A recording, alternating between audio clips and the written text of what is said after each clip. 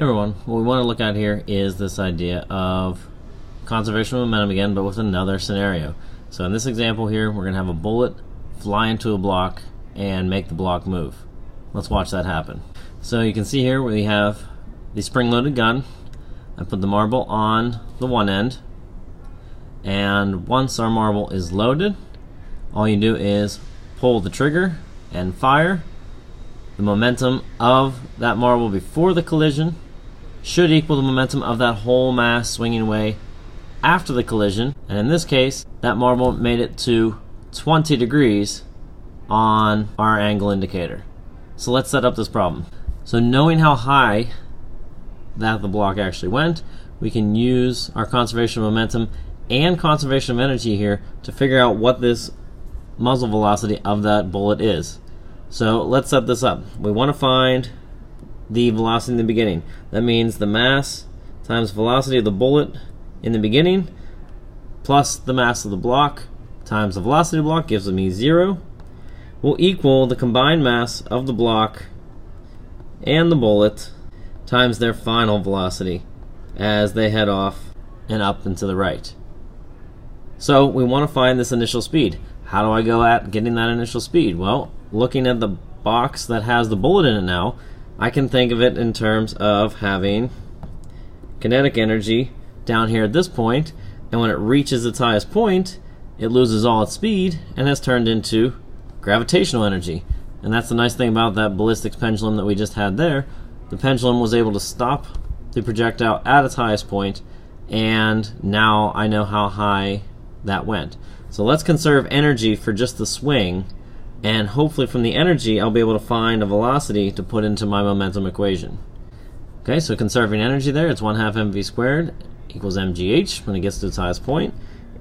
Does not matter what masses I'm dealing with, the masses will cancel out.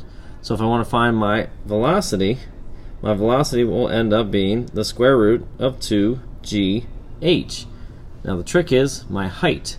Remember that this is a pendulum, so the length of the pendulum there is still the length of the pendulum over here.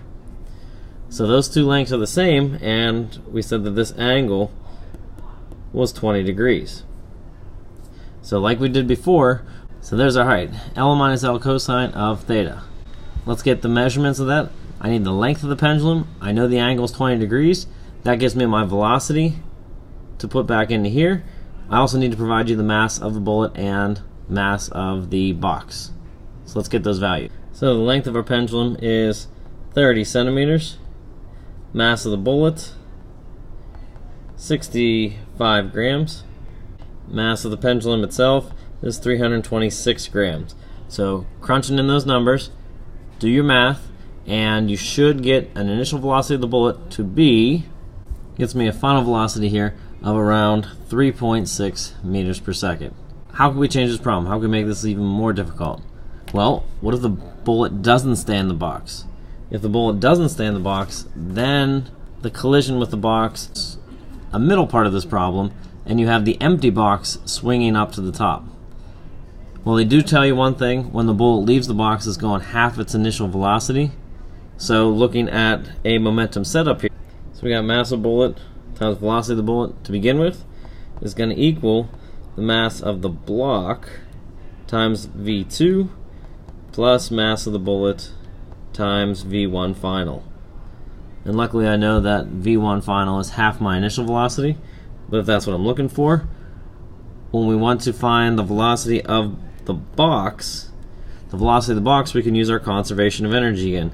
Know the kinetic energy here at the bottom turns into gravitational energy when you reach the top.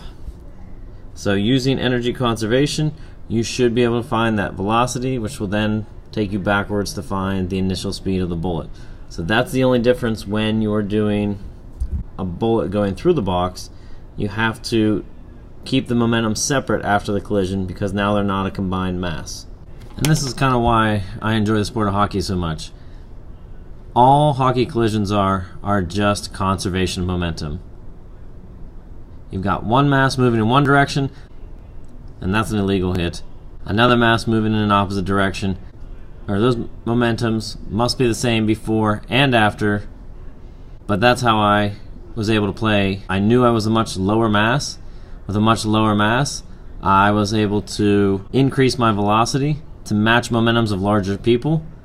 And as long as our momentums were equal and opposite, I could then deliver big hits. And another fun thing to look at when you're looking at momentum conservation is bullet artwork. Just search on YouTube for bullet time videos or slow-mo bullets through objects, and you will see lots of pictures, photos, and things taken like this. People love to capture that moment of the momentum before the collision and then the momentum after the bullet has passed through. And you can see that all that forward momentum of the bullet is now transferring into the apple or egg or water bottle that they're shooting, and momentum must be conserved in all directions. No matter which way the mass goes, conservation should always equal each other from beginning to end. I do recommend looking at Smarter Every Day. He did a couple examples of conservation of momentum using a potato gun with different various fruits and vegetables. So there's a lot of things to look at here. We've done a lot of collisions and conservation of problems. So I hope you enjoyed learning this section as much as I do. Momentum is one of my favorite topics because that's all I used when I used to play hockey.